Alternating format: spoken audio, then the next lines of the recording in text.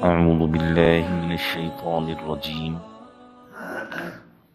بسم الله الرحمن الرحيم. كذبت قبلهم قوم نوح وعاد وفرعون ذو الأوتاد وثمود وقوم لوط وأصحاب الأيكة أولئك الأحزاب إن كل إلا كذب الرسل فحق عقاب وما ينظر هؤلاء إلا صيحة واحدة ما لها من فواق وقالوا ربنا عجل لنا وقالوا ربنا عجل لنا قطنا قبل يوم الحساب. سورہ صاد کی آیات نمبر 12، 13، 14، 15 اور آیت نمبر 16 تلاوت ہوئی ہے۔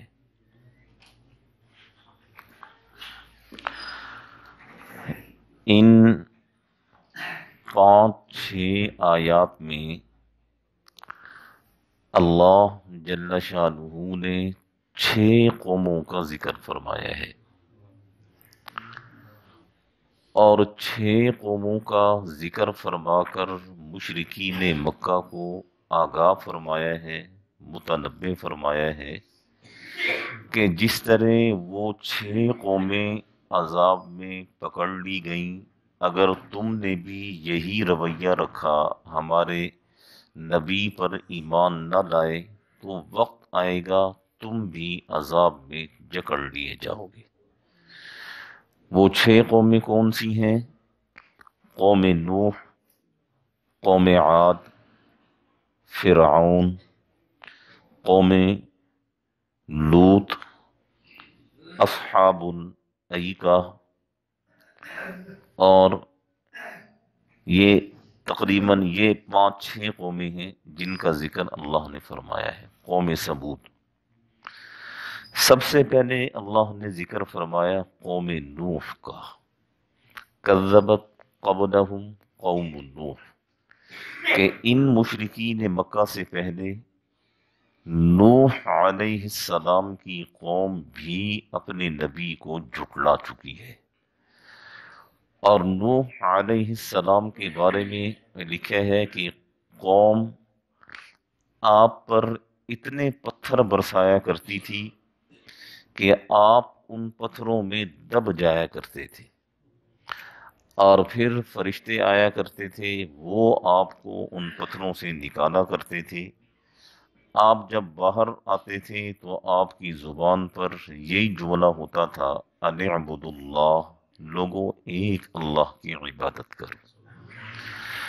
اور قوم نوح نے جب نہ مانا تو اللہ نے اس قوم کو پانی کے حوالے کر دیا، اور پھر اس قوم کا بڑا بھی، چھوٹا بھی، مرد بھی، عورت بھی، بوڑھا بھی، جوان بھی، جو نافرمان تھا، پانی نے اسے اپنی دبوچ میں لیا اور صفحہ ہستی سے مٹا کر رکھ دیا۔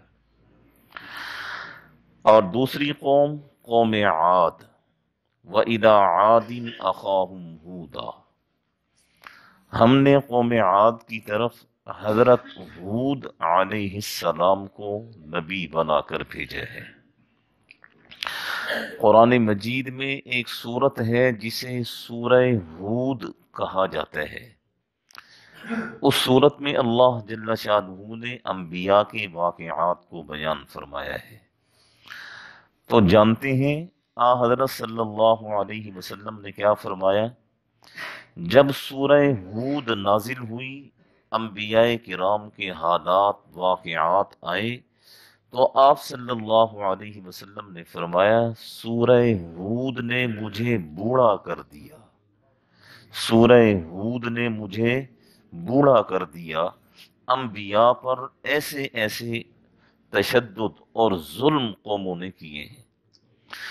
حضرت ہود علیہ السلام نے جب اپنی قوم سے فرمایا ان اعبدوا اللہ، ایک اللہ کی عبادت کرو، استغفروا ربکم، رب کی طرف رجوع کرو، توبو الی، اسی کی طرف لوٹ جاؤ، یرسل السماء علیکم مدرارا، تم پر بارشوں کا بہترین نظام برسے گا، وَيَزِدُكُمْ قُوَّةً إِلَىٰ قُوَّتِكُمْ، تمہاری طاقت اور قوت میں اور زیادہ اضافہ ہوگا اگر تم اپنے رب کو مانو گے۔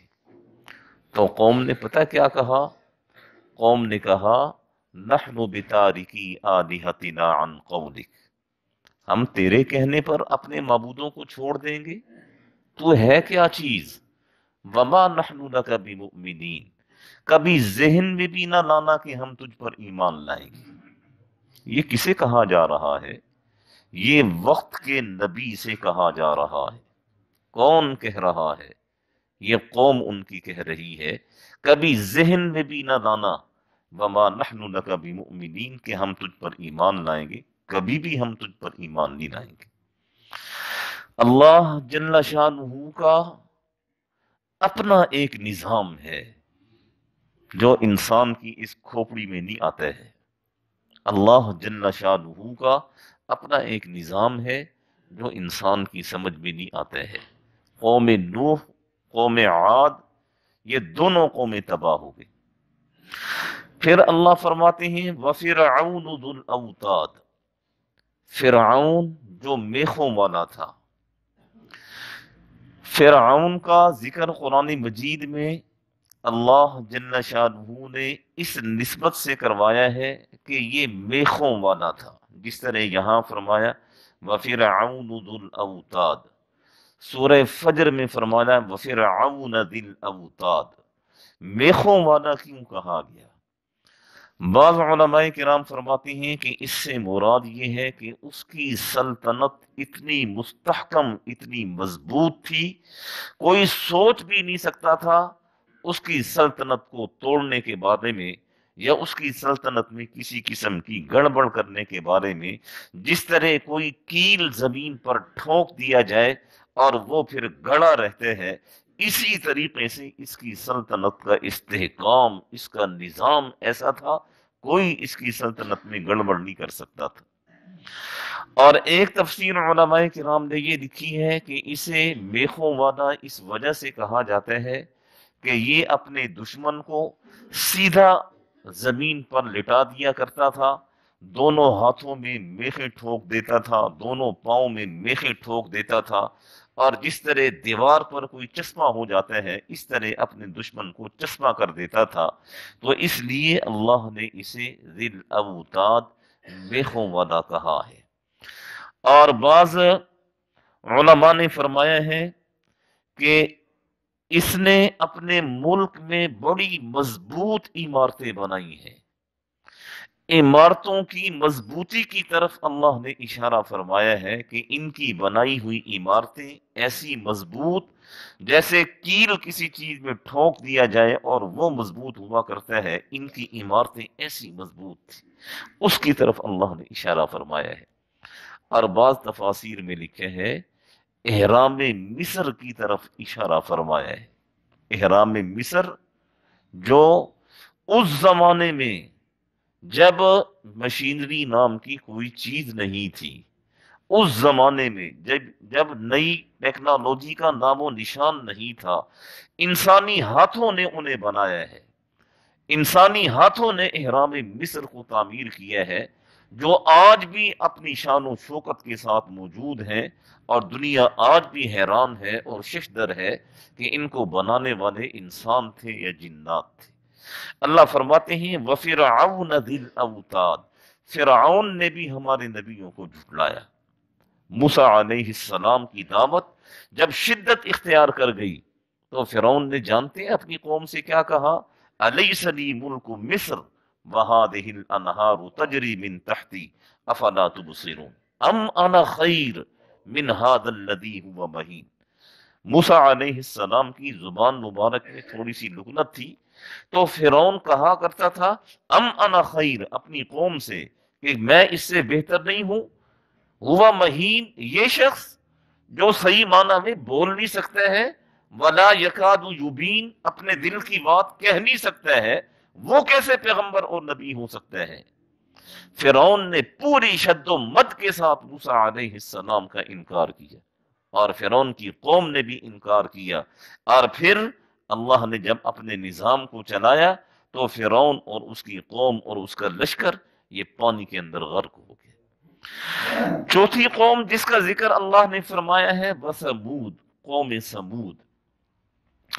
कौम समूद की तरफ हजरत सालेह अलैहिस्सलाम को नबी बनाकर भेजा गया और हजरत सालेह अलैहिस्सलाम ने अपनी कौम से कहा, वया कौम हादिही नाक़तुल्लाहि लकुम आया, तुमने मौजज़ा मांगा, हमने अल्लाह के हुक्म से मौजज़ा दिखाया, ये ऊंटनी आ गई है, ये अल्लाह की निशानी है, ये अल्लाह की निशानी है, फज़रूहा, छोड़ दो इसे, इसके दरपे कभी ना होना, अगर इसे नुकसान पहुंचाओगे, अगर इसके दरपे होगे तो तुम पर अल्लाह का अजाब आएगा।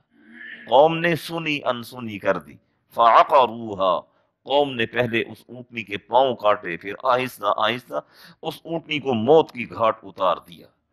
तो अल्लाह पाक ने फिर अपने निजाम को चलाया और अल्लाह ने फरमाया, सलासत अय्याम फी दारिकुम सलासत अय्याम, 3 दिन अपने घरों में रहो, 3 दिन के बाद तुम देखना तुम्हारा वजूद इस दुनिया से मिट जाएगा।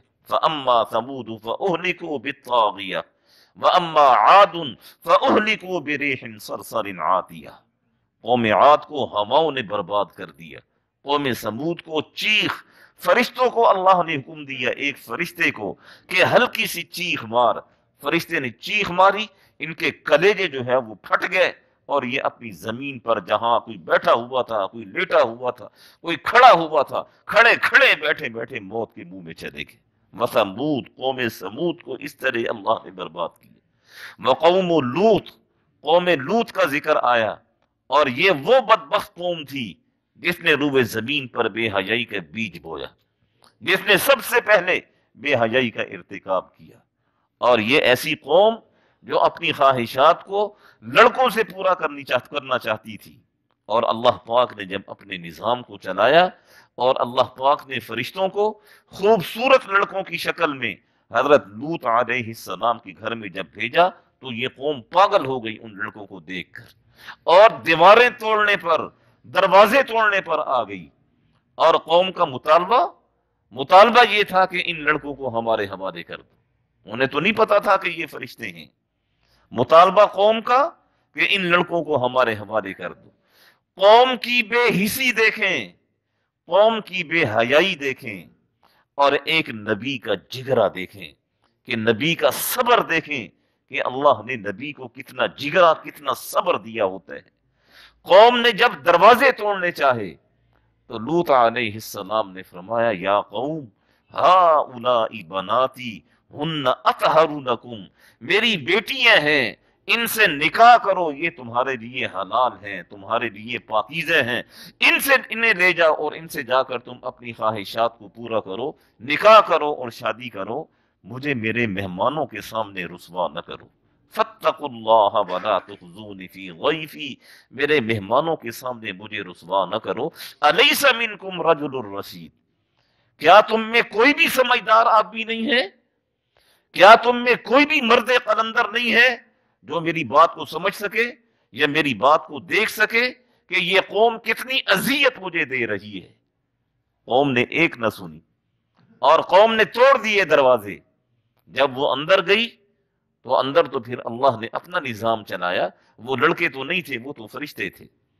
और फिर अल्लाह ने पता क्या सजा दी? अल्लाह ने फरमाया, इनको ऐसे मौत के हवाले नहीं करना, बल्कि फरिश्ते से कहा गया कि पर की नोक पर इस बस्ती को उठाओ और आसमान पर ले जाओ।